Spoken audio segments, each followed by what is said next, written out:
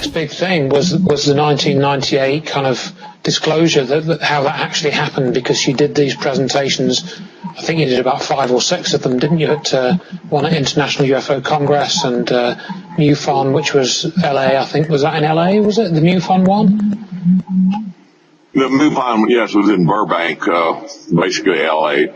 So how did that all come about then? How do you get in touch with those? Because you've already mentioned a few minutes ago about you weren't really into thinking about aliens. You'd obviously talked about UFOs a little bit, but that wasn't kind of one of the main things that you were talking about at that time. So how did you kind of enter this weird ufological culture, as it might be called? Well, it was weird to me. Brad Steiger had published about 150 books at that time, and the book was coming out in the summer of '98, and he had me do a few radio programs just to kind of test the water about talking about the truth and not really. I mean, obviously we mentioned the book because we wanted people to buy it so they could have the information. Yes. We only got like 25 cents per copy each on an $18 book. So we didn't get rich. And it wasn't Vanity Press. It wasn't self-published. It was through a regular publisher. Brad Steiger got a percentage off the top because he was risking his time as co-author because, he made a living at it and I didn't. Yeah. So part of the deal would he would get X number of $1,000 off the top until he was paid that, and then would start splitting it. So Bob Silverstein and Brad was on radio and TV all the time back then. He was a regular on Art Bell, Jeff Rance, Bill Boshear's show, I think, up in Chicago. So everybody knew Brad Steiger. Yeah. Very, very articulate. Talk about anything paranormal, UFOs, really understood the whole media circus. So we tested the waters and did a couple of radio shows, and nobody knocked down my doors or anything. And he says, well, the publisher sent an advance copy of your book to Jim Courant, who was a pilot and a UFO investigator. He was on the board of the International UFO Congress, and sent Bob and Terry Brown, who owned the International UFO Congress, a copy. And then Ken Settington from England, a copy. And then all of a sudden, they said they want you at the International UFO Congress in 2 weeks or a week. It was screaming short notice. Yeah. For us, to pack up and leave. We had cats and bills and everything else. So there was a scramble. Only had a few days. I don't remember exactly how long, but it was less than a week. I had to put together a minimum of an hour presentation. And I think the presentation went on for about an hour and 20 minutes or something. And they cut, at the end, they cut off the questions and answers because there was a time limit. There were lots and lots of people lined up for questions that I would love to have answered, but it was very frantic. And then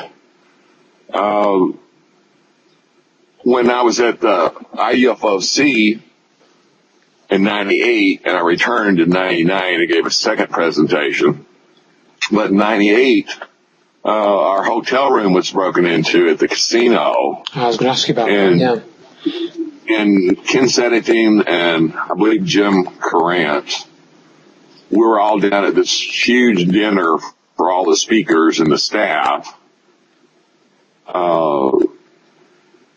And we were talking about something. I said, well, I've got the documents up in my room. And it was after dinner, we were starting to have drinks. And I said, well, let's just run up there. The elevator's right there. Let's just run up there and I'll show them to you. So we got to my hotel room and there was a hotel towel stuck in the door. The door was still cracked, which I thought maybe the cleaning people had done it accidentally. We go in my room, and I got these binders full of documents and pictures, and my wife's got some very expensive jewelry and clothes, and I had my buzzbuster or radar detector, which is like $400. In other words, there were a lot of stuff there for a thief to steal, and all the documents are spread out all over the king-size bed, almost like somebody had pulled them all out or maybe took pictures of them or something. It didn't make any sense. Yeah. So that was the first thing that happened that made us paranoid and nervous, was the hotel room being broken into. And we complained to the casino security, and they go, well, we got it all on video. And they checked their cameras, and they were the hallway camera for that section of the hallway of the hotel part wasn't working, mysteriously. Huh. So that kind of raised the hackles on our necks, like, what the hell's going on here? And then after I gave the presentation at Laughlin, we got back home. I started doing radio interviews. Jeff Rance was the biggest one. I'd done some smaller radio stations and even, I think, a couple of local news programs. And I think it was 3 local San Antonio TV stations did interviews, and nobody aired anything except one station, I forget which station it was, said that there's basically a ridicule piece that says there's one local man, retired military, he's written a book about aliens and UFOs, and he thinks he knows what's going on. And that's pretty much it. So they cut out the actual interview. It was not flattering. Yeah. And then I was supposed to go on, before I returned to go to California and Nevada for a few more presentations, I was also supposed to be on Art Bell. And then Brad had talked to Art Bell and sent Art Bell a copy of Alien Rapture. And I think my presentation too. Mm-hmm. And first Art Bell says, according to Brad, he says, oh yeah, we've definitely got to have him on. We're going to schedule him. And they call me, and I said, yeah, I'm available every night except this, or, whenever. I told them what my schedule was. And they never called back. And then Brad didn't understand. So he waited a while, and next time he had a chance to talk privately to Art Bell, he said, well, you still need to have Ed Fouche on there because I talk about the book, but he's the expert. He wrote the book. He says, I helped him make changes in it and edit it. He said, but it's Ed's story. And he talked with Ed Fouche about this technology and black programs and flying triangle. And Art said, yep, you're right. We definitely have to have him on. They called again. I told them what my schedule was. This was like a month, 2 later. I don't remember. And they never called back again. So after that, I just told Brad, I said, don't even mention me to Art Bell. I said, I don't know what's going on. And he said, well, it seems like he promotes every foolish story in the world, but when he gets a legitimate story, he doesn't want to promote it. Yeah. Yeah. So, a little light bulb in my head goes off, and I'm going, okay, that's the deal. Yeah. Well, I think that's one of the key factors as well. And, shows like Coast to Coast are all very well and often quite interesting to listen to. But, I think it's just a question of the old, being polite, sorting out the wheat from the chaff. And it's often, those sorts of shows are often regarded as, entertainment shows more than anything else. So you're just served up there for someone's entertainment, and exactly. I mean, I used to listen to Coast a lot way back years ago, and none of the facts ever checked out. None of the predictions ever came true. Yeah. And there were no documents revealed. I mean, it was just, like you say, it was just amusing entertainment, almost like a science fiction on the radio. Right. Or fantasy. Now, I think the other thing we should mention in relation to, we've talked about the going on Coast to Coast and the presentation and so on, and I understand that this is when the BBC Well, they said the BBC came to interview you, and I think that was at UFOC conference, wasn't it? The International UFO Congress conference. They came to interview you in the hotel there. Was it there or near there or? Both of the IUFOC conferences in the summer of 98, summer of 99 were at the casino town of Laughlin, which is on the Colorado River south of Las Vegas. Beautiful little town. Well, it's not really little. We have a lot of casinos. The prices are a lot cheaper there, motel and drinks and stuff like that, or hotel, compared to Las Vegas. That's why a lot of people like it, plus the river's huge there. So I can't remember which year, but between the two presentations, the summer of 98, summer of 99, I was interviewed by German TV. There was a team, I think, of 4. There was a guy from Denmark there that interviewed me. There was, I was told the BBC, they had a crew of 6. That was the biggest crew by far. It was John Purdy, was in charge of that portion of their network or whatever it was called, our production company. And then Tim Shawcross was the interviewer.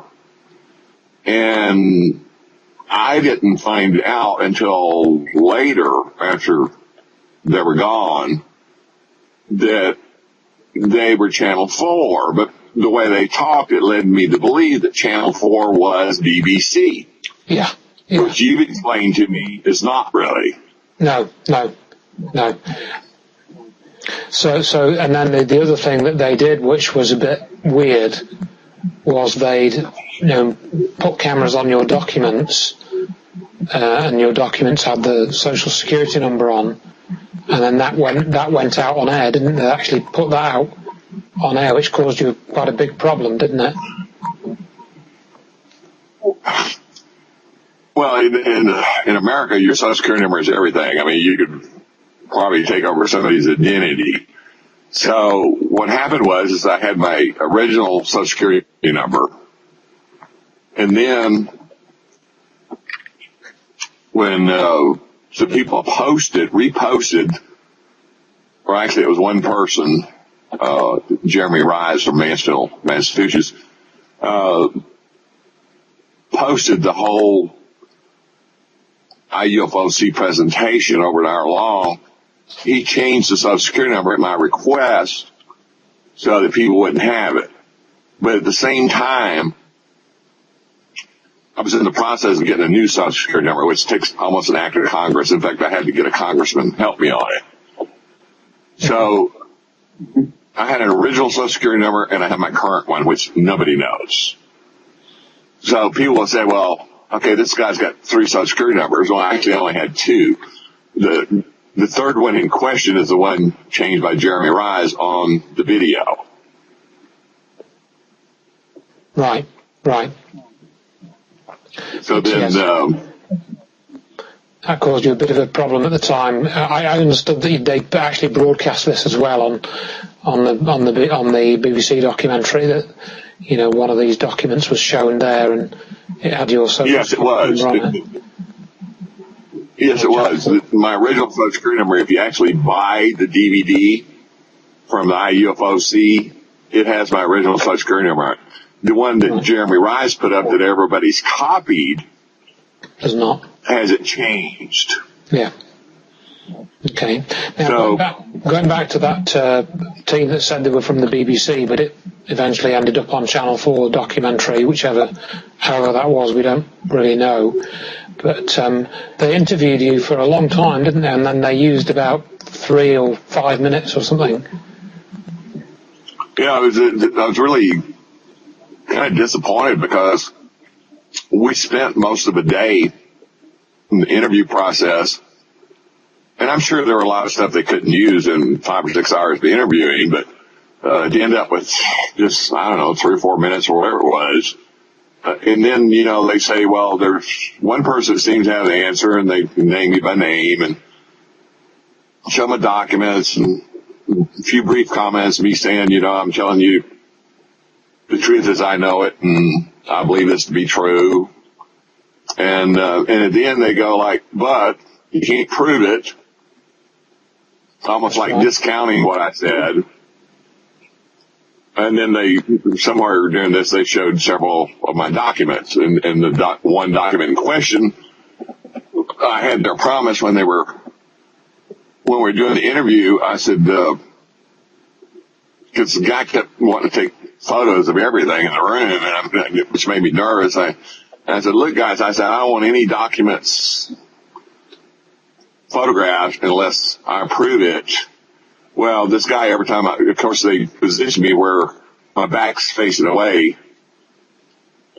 from the bed, so I couldn't see what was going on behind me. But at some point, one of the guys had taken a picture of my documents, and one of them had my social security number, which really I thought was very distrustful and sneaky.